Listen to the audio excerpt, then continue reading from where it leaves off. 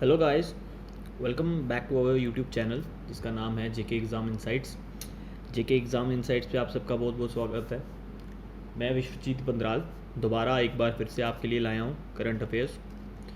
ये June month का part third है। इस सेशन में हम पार्ट थर्ड डिस्कस करने वाले हैं। मैं इससे पहले 2 वीक जून के करवा चुका हूँ। ये थर्ड वीक के प्रोमिनेंट जो करंट अफेयर्स हैं वही हम इस पार्ट में डिस्कस करने वाले हैं। और अभी आपको पता ही है, जैसे जम्मू कश्मीर में काफ़ी ज़्यादा मतलब वैकेंसीज निकली हैं इन डिफरेंट डिपार्टमेंट्स, तो ये उन सब में और उसके अलोंग और भी जितने डिफेंस एग्ज़ामिनेशंस हैं और जैसे एसएससी के एग्ज़ामिनेशन आने वाले हैं आगे, अभी सीएचएसएल के आने वाले हैं, सीजीएल के आने वाले हैं, तो उन सब में ये आपको हेल्प करने वाले हैं। ठीक है, तो ऐसा नहीं है कि मतलब मैं सिर्फ स्पेसिफिकली टारगेट कर रहा हूँ कि ये जेके एसएसबी हैं, जेके पीएससी के एग्ज़ामिनेशंस हैं, तो ये सभी एग्ज़ामिनेशंस में आपको हेल्प करेंगे। तो चलिए आज का सेशन शुरू करते हैं। सबसे पहले तो आज की सबसे पहली जो इम्पोर्टेंट खबर है वो है कि इंडिया अभी 14th रैंक पे आया है in most charitable country index में। ठीक है, इस इंडेक्स का नाम है वर्ल्ड गिविंग इंडेक्स 2021 और उसमें इंडिया 14th रैंक पे है as a most charitable country. ठीक है, कि जहाँ पे डोनेशंस बहुत ज़्यादा दी जाती हैं, तो इंडिया उस इंडेक्स में 14th रैंक पे है। और जो इंडोनेशिया वो आइलैंड नेशन जो इंडियन ओशन में है, तो वो मोस्ट जनरस नेशन का मतलब उसे खिताब मिला है, या आप बोल सकते हो कि वो रैंक 1 पे है in generosity, in giving donations and all that. तो उसमें इंडोनेशिया रैंक 1 पे आया है और इंडिया 14th रैंक पे है। और इस इंडेक्स का नाम है वर्ल्ड गिविंग इंडेक्स 2021। और इस इंडेक्स को कौन रिलीज़ करता है? उस ऑर्गेनाइजेशन का नाम है चैरिटीज़ एड फाउंडेशन। ठीक है, तो मैं एक बार दोबारा इसको बता देता हूँ। इंडिया 14th रैंक पे आया है as a most charitable country और इंडोनेशिया फर्स्ट रैंक पे है। और इस इंडेक्स का नाम है वर्ल्ड गिविंग इंडेक्स 2021 और इसे रिलीज़ किया है चैरिटीज़ एड फाउंडेशन ने। ठीक है, तो नेक्स्ट न्यूज़ पे चलते हैं। वो है world elder abuse awareness day 2021। वो 15 जून को सेलिब्रेट किया गया, world elder abuse awareness day. ठीक है, और इस बार इसका थीम था access to justice. Access to justice ये इसका थीम था इस बार का। तो नेक्स्ट न्यूज़ पे चलते हैं। वो है कि अभी क्या होगा कि न्यूजीलैंड जो है, न्यूजीलैंड अभी एक वर्ल्ड की, पूरी दुनिया की सबसे पहली वुडन सैटेलाइट लॉन्च करेगा। New Zealand to launch world's first wooden satellite. ठीक है, उस सैटेलाइट का नाम है वीज़ा वुडसैट, या बोल सकते हैं वाइजा वुडसैट, WISA वुडसैट। और ये इस 2021 के एंड में लॉन्च होने वाली है। ठीक है, और इस सैटेलाइट को डिज़ाइन और बनाया कहाँ पे गया है? फिनलैंड में बनाया गया है। और इसे लॉन्च कौन करने वाला है? न्यूजीलैंड लॉन्च करने वाला है। और कहाँ से लॉन्च करेगा, मतलब वो लोकेशन जहाँ से ये सैटेलाइट लॉन्च होगी वो है माहिया peninsula launch complex in New Zealand. ठीक है, उस जगह का नाम है माहिया peninsula launch complex in New Zealand. वो न्यूजीलैंड में लाई करता है। अभी रिसेंटली क्या हुआ है कि एक लैंग्वेज डायलेक्ट है तुलु लैंग्वेज। ठीक है, तो वो कहाँ पे बोली जाती है? सबसे पहले मैं वो बता देता हूँ। वो एक केरला के कुछ पार्ट्स में और कर्नाटका के, जहाँ पे केरला और कर्नाटका एडजॉइनिंग एरियाज़ हैं, वहाँ पे इस लैंग्वेज को मतलब वहाँ पे इसके स्पीकर्स हैं इस लैंग्वेज के। तो वो लोग अभी गवर्नमेंट ऑफ इंडिया से रिक्वेस्ट कर रहे हैं कि इसको आप ऑफिशियल लैंग्वेज का स्टेटस दिया जाए और इससे इस लैंग्वेज को, जिसका नाम है तुलु लैंग्वेज, और इसे 8th शेड्यूल के अंदर मतलब रजिस्टर किया जाए। ठीक है, तो उस लैंग्वेज का नाम है तुलु लैंग्वेज और ये बोली जाती है in some parts of Kerala and Karnataka. तो 8th शेड्यूल वो लैंग्वेजेस के साथ डील करता है और 8th शेड्यूल के साथ जो रिलेटेड आर्टिकल्स हैं वो है आर्टिकल 344 और आर्टिकल 351। ठीक है, और अभी तक हमारे कॉन्स्टिट्यूशन में 8th शेड्यूल के अंदर 22 लैंग्वेजेस रिकॉग्नाइज्ड की गई हैं। 22 लैंग्वेजेस रिकॉग्नाइज्ड हैं अंडर 8th शेड्यूल, जिसमें हमारी JNK की डोगरी भी है। ठीक है, नेक्स्ट चलते हैं। वो है New Shepard rocket by Blue Origin. ठीक है, तो एक ब्लू ओरिजिन स्पेस कंपनी है, जैसे SpaceX स्पेस कंपनी है वो जेफ बेजोस की है। ठीक है, काफ़ी फेमस है वो। वैसे ही जो ब्लू ओरिजिन स्पेस कंपनी है ये जो SpaceX है वो एलॉन मस्क की है, वो एलॉन मस्क की है, काफ़ी फेमस है। तो ब्लू ओरिजिन जो स्पेस कंपनी है वो है जेफ बेजोस की। जेफ बेजोस आप सबको पता होगा, अमेज़ोन के फाउंडर हैं, CEO हैं, अभी रिज़ाइन कर चुके हैं as a CEO of Amazon. नए आ चुके हैं, मैं पहले बता चुका हूँ पिछली वीडियोस में कि किसने उनकी जगह मतलब टेक ओवर करना है as a CEO of Amazon. तो ये company Blue Origin space company, ये जेफ बेजोस की ओन्ड कंपनी है, उन्होंने बनाई है। और ये जो रॉकेट लॉन्च करेंगे, ये 52nd एनिवर्सरी होगी किसकी, जब नील आर्मस्ट्रॉन्ग और बज़ एल्वरिन ने मून पे पहला कदम रखा था। ठीक है, तो हम सबको तो नील आर्मस्ट्रॉन्ग का ही पता है, उनके साथ जो दूसरे एस्ट्रोनॉट थे उनका नाम है बज़ एल्वरिन। और इस रॉकेट को किसके नाम पे रखा गया है, वो है एलन शेफर्ड के नाम पे ये रॉकेट का नाम दिया गया है, न्यू शेफर्ड। और एलन शेफर्ड कौन है, वो फर्स्ट अमेरिकन थे जो स्पेस में गए थे। ठीक है, तो उनके नाम पे इस रॉकेट का नाम रखा गया है। तो नेक्स्ट न्यूज़ पे चलते हैं, वो है कि project O2 for India launch by VK Raghavan. तो एक प्रोजेक्ट O2 की स्टार्ट किया गया है बाय VK राघवन। अब VK राघवन कौन है, ये प्रिंसिपल साइंटिफिक एडवाइज़र हैं इंडियन गवर्नमेंट के। ठीक है, principal scientific adviser of Indian government of India के हैं।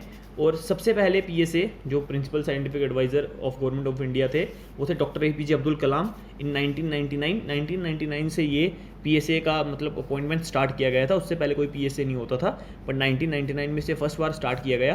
और सबसे पहले जो प्रिंसिपल साइंटिफिक एडवाइज़र बनाए गए वो थे डॉक्टर APJ अब्दुल कलाम।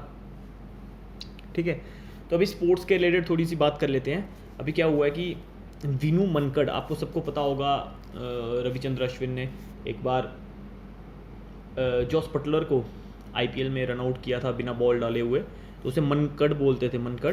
तो एक विनू मनकड़ जी हैं और कुमार संगकारा और एंडी फ्लावर जी, इन सबको ICC हॉल ऑफ फेम में ICC हॉल ऑफ फेम में इंक्लूड किया गया है। ठीक है, ये 3 नाम है जो इस वक्त मतलब रीसेंट क्रिकेट एरा के थे, पास्ट के नहीं, जो मतलब अभी प्रोमिनेंट ये नाम है, ये आप याद रखिएगा। विनू मनकड़, कुमार संगकारा और एंडी फ्लावर, इन तीनों को ICC हॉल ऑफ फेम में इंक्लूड किया गया है। और ICC की फुल फॉर्म है इंटरनेशनल क्रिकेट काउंसिल, और इसके हेडक्वार्टर्स कहाँ पे हैं, दुबई में। इसके हेडक्वार्टर्स हैं दुबई में। ठीक है, अभी एक नई अपॉइंटमेंट की बात करते हैं। मंगोलिया, आपको पता ही है मंगोलिया चाइना के साथ बॉर्डर शेयर करता है, तो इंडिया से ऊपर मतलब रशिया के नीचे मंगोलिया वहाँ लाई करता है, तो कजाकिस्तान के साथ, सॉरी। तो वहाँ पे उखना खुरलसुख नए प्रेसिडेंट बने हैं, 6th प्रेसिडेंट बने हैं ये मंगोलिया के।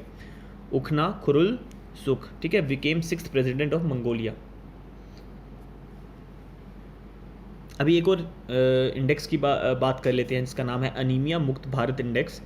अनीमिया मुक्त भारत इंडेक्स, इसमें मध्य प्रदेश ने टॉप किया है, जिसमें आप ऐसा समझिए कि मध्य प्रदेश में अनीमिया के केसेस बहुत ज़्यादा कम हैं। या मध्य प्रदेश ने मतलब अपने आप को पूरा अनीमिया मुक्त बना लिया है, और मध्य प्रदेश इस इंडेक्स में टॉप पे आया है। 2nd नंबर पे आया है उड़ीसा, और 3rd रैंक पे है Himachal Pradesh.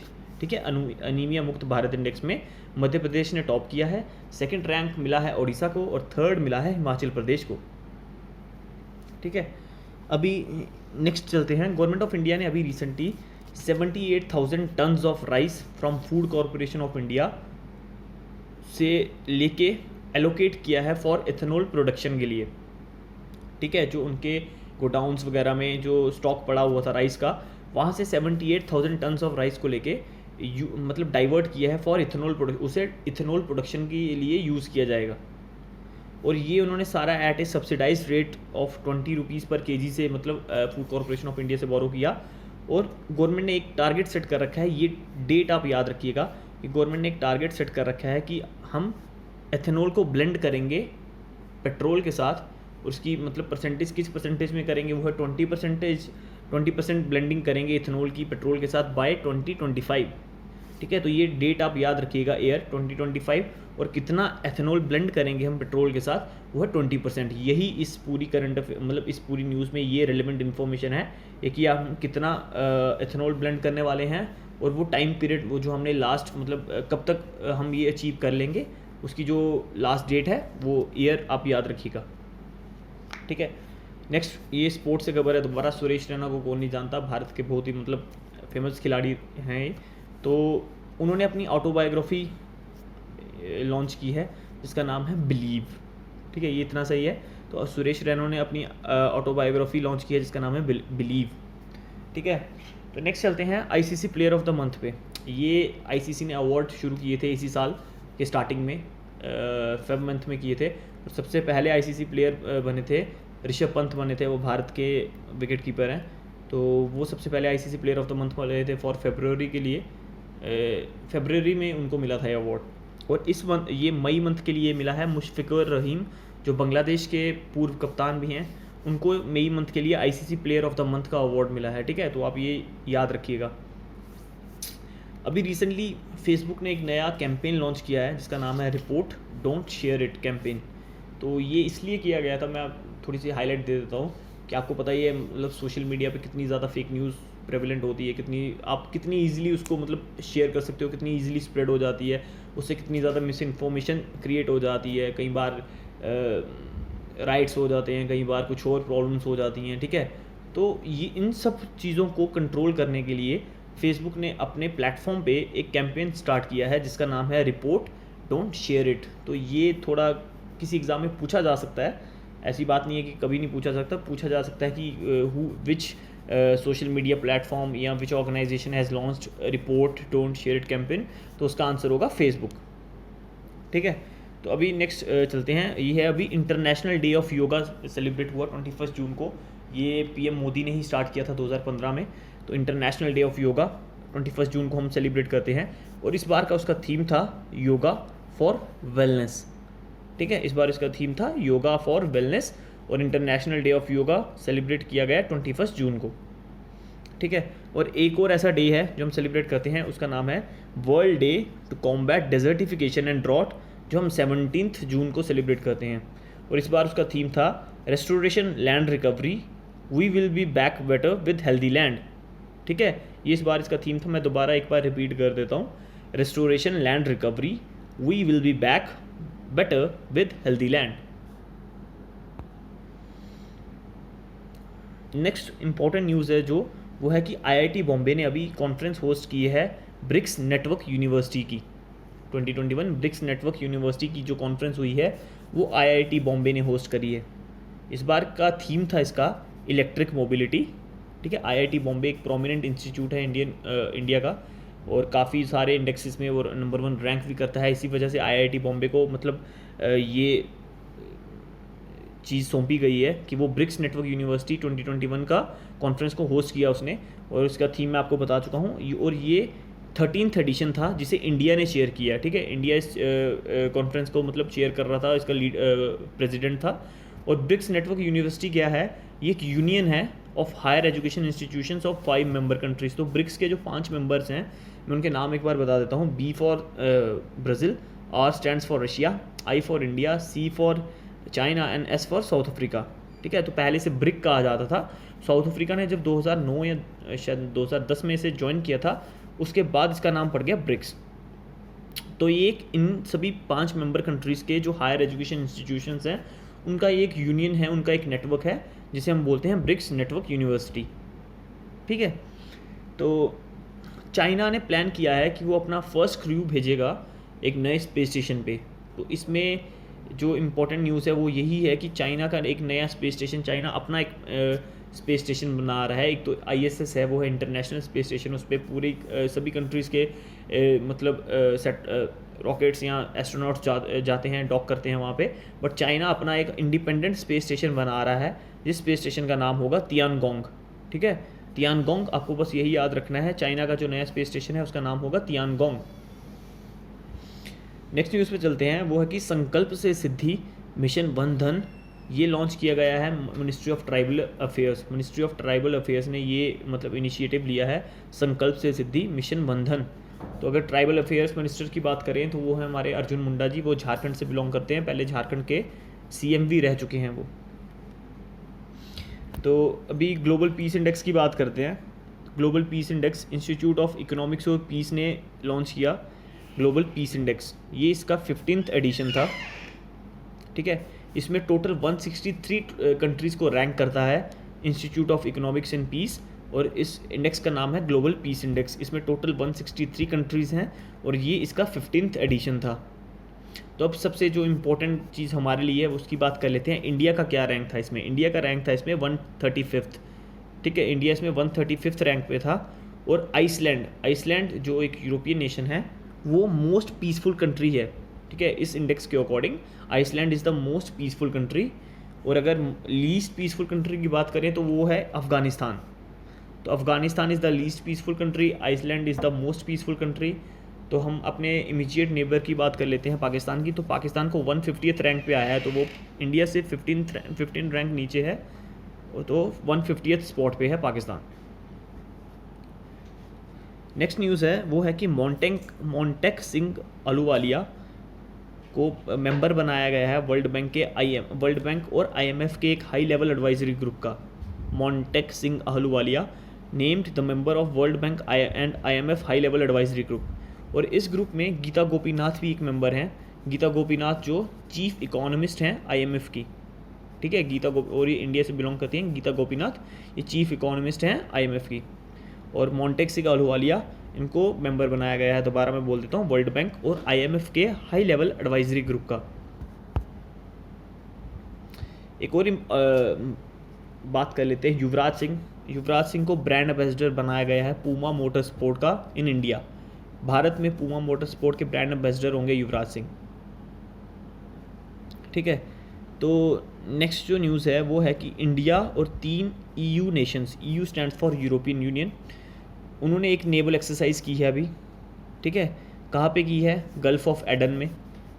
Gulf of Aden में ये नेवल एक्सरसाइज उन्होंने की है, और इस नेवल एक्सरसाइज का नाम है EU NAVFOR, ठीक है। यूनाफॉर या EU NAVFOR, जैसे आप इसको प्रोनाउंस करना चाहे कर सकते हैं। आप सिंगल इसका नाम भी ले सकते हैं, EU NAVFOR, जैसे मर्जी आप प्रोनाउंस कर सकते हैं। तो इसमें 3 नेशंस कौन से हैं EU के अंडर जो आते हैं, वो हैं इटली, फ्रांस और स्पेन ने इसमें पार्ट लिया, ठीक है। ये गल्फ़ ऑफ एडन में हुई है EU NAVFOR, और इंडिया और 3 EU नेशंस ने ये नेवल एक्सरसाइज है एक, ठीक है, गल्फ़ ऑफ एडन में हुई। और EU के बारे में बात कर लेते हैं। EU के अंदर अभी पहले 28 कंट्रीज़ होती थी, अभी 27 कंट्रीज़ हैं, क्योंकि UK को आपका पता ही है, UK वहाँ से मतलब एग्जिट कर चुका है अंडर ब्रेक्जिट एक बहुत कॉमन बहुत फेमस टर्म थी 1-2 साल पहले। तो वो था कि जब ब्रिटेन का एग्जिट हुआ EU से, तो अभी इसके मेंबर्स हैं 27 कंट्रीज़। और स्विट्ज़रलैंड और नॉर्वे EU के मेंबर नहीं हैं। ये याद रखिएगा कि स्विट्ज़रलैंड और नॉर्वे जो 2 कंट्रीज़ हैं वो EU के मेंबर नहीं हैं। और EU की जो प्रेसिडेंट है उनका नाम है उर्सुला वॉन डर लेयन, ठीक है। Ursula von der Leyen is the president of European Union. Next चलते हैं। अभी क्या हुआ है कि स्वीडन ने क्या किया है, स्वीडन के जो प्रधानमंत्री थे स्टीफन लोफवन, उनको आउस्ट कर दिया है उनकी पार्लियामेंट ने। आउस्ट करने का मतलब है कि वहाँ पे नो कॉन्फिडेंस मोशन पास हो गया है उनकी पार्लियामेंट में, तो वो मेजॉरिटी प्रूव नहीं कर पाए। इसकी वजह से उनको मतलब PM से रिज़ाइन करना पड़ेगा, उनको PM का पद छोड़ना पड़ेगा। वो स्वीडन के प्रधानमंत्री थे स्टीफन लोफवन, उनको आउस्ट हुआ है, मतलब वो उन्होंने नो कॉन्फिडेंस वोट में वो हार चुके हैं, वो फेस नहीं कर पाए, अपनी मेजॉरिटी प्रूव नहीं कर पाए, इस वजह से अब उनको रिज़ाइन करना पड़ा। और स्वीडन की कैपिटल है स्टॉकहोम और वहाँ की करेंसी है करोना, ठीक है। अभी कुछ बुक्स के बारे में बात कर लेते हैं। एक्टर विल स्मिथ एक काफ़ी फेमस हॉलीवुड एक्टर है, उन्होंने अपनी एक मेमोयर लॉन्च करने का मतलब डिसीजन लिया है, वो नवंबर में लॉन्च होगी और उसका नाम होगा विल। उनके नाम पे ही इस मेमोयर का नाम होगा, उसका नाम है विल, ठीक है। तो नेक्स्ट चलते हैं, बुक्स की ही बात कर रहे हैं हम। वो है ताहिरा कश्यप खुराना, एक ऑथर हैं, और ये एक बॉलीवुड एक्टर हैं आयुष्मान खुराना, उनकी वाइफ हैं। उन्होंने अपनी नई बुक अनाउंस की है जिसका नाम होगा the 7 since of being a mother, ठीक है। The 7 since of being a mother, ये इनकी नई बुक होगी। इनकी कुछ और बुक्स भी हैं पहले, अभी पिछले थोड़ी रिसेंटली एक पहले बुक आई थी द 12 कमांडमेंट्स ऑफ, सर यहाँ पे आई वुड लिखता है, यहाँ पे ऑफ आएगा, the 12 commandments of being a woman, ये भी एक उनकी बुक है। दूसरी है cracking the code my journey in Bollywood, ये भी इनकी एक बुक है। और थर्ड है सोल्ड आउट, ठीक है। ये 3 इनकी और बुक्स हैं, और जो अभी इन्होंने नई अनाउंस की है उसका नाम है the 7 since of being a mother, ठीक है। तो अभी चलते हैं नेक्स्ट न्यूज़ पे, वो है रघुराम राजन और एस्थर डेफ्लो को तमिलनाडु की इकोनॉमिक काउंसिल में इंक्लूड किया जाएगा, ठीक है। रघुराम राजन और एस्थर डेफ्लो को तमिलनाडु की इकोनॉमिक काउंसिल में इंक्लूड किया जाएगा। रघुराम राजन आपको पता ही होगा फॉर्मर RBI गवर्नर हैं, ठीक है। और जो एस्थर डेफ्लो हैं, इन्होंने 2020 का नोबल प्राइज़ इन इकोनॉमिक्स जीता था अलॉन्ग विद अभिजीत बनर्जी, ठीक है, जो इनके हस्बैंड है, और इन्होंने नोबल प्राइज़ जीता था इन इकोनॉमिक्स फॉर 2020। तो इन दोनों को तमिलनाडु की इकोनॉमिक काउंसिल में इंक्लूड किया गया है, ठीक है। तो ये तमिलनाडु गवर्नमेंट को एडवाइस करेंगे वहाँ पे इकोनॉमिक इश्यूज़ के रिलेटेड, तो वहाँ पे इन दोनों को लिया गया है और इन दोनों का नाम है रघुराम राजन और एस्थर डफलो। तो आज का सेशन तो मतलब इतना ही था। मैं लास्ट में एक नई मतलब चीज़ इंट्रोड्यूस कर रहा हूँ, तो मैं आपसे, अगर आप पूरी वीडियो देख रहे हैं तो लास्ट में इन सवालों का जवाब ज़रूर दीजिएगा, इससे आपकी थोड़ी सी मतलब स्टैटिक जीके भी प्रिपेयर हो जाएगी। तो सबसे पहले आप ये बता दीजिए कि ज़ाम्बिया की कैपिटल क्या है, ठीक है। ये सिर्फ मैक्सिमम मैंने कैपिटल ही पूछी हैं, कुछ नेशंस हैं, अफ्रीकन नेशन है, तो उनके बारे में कि ज़ाम्बिया की कैपिटल क्या है, बोट्सवाना की कैपिटल क्या है, और मलावी भी एक वहाँ का नेशन है, तो उसकी करेंसी क्या है। ये थोड़ा सा चेंज है, आपको मलावी की करेंसी अगर आपको पता है तो आप कमेंट बॉक्स में ज़रूर बताएं इन सभी के जवाब। और current environment minister of India कौन है, ठीक है। आज मैं जो वीडियो रिकॉर्ड कर रहा हूँ, आज तो हमारी गवर्नमेंट ने मतलब नए मिनिस्टर्स भी इंक्लूड किए हैं। मैं उसके ऊपर एक सेपरेट वीडियो बना दूंगा जब उनको पोर्टफोलियो अलॉट हो जाएगा। तो बट उससे पहले जो अभी मतलब सर्व कर रहे थे, आप उनका नाम ज़रूर बताएं जो हमारे इन्वायरमेंट मिनिस्टर ऑफ इंडिया थे। अभी जो नए अपॉइंट नहीं हुए उनकी बात नहीं कर रहा हूँ, बट जो पहले थे। तो ये कमेंट बॉक्स में अगर आपको उनके जवाब पता है ज़रूर बताइएगा। आज का सेशन इतना ही था। Thank you for watching guys.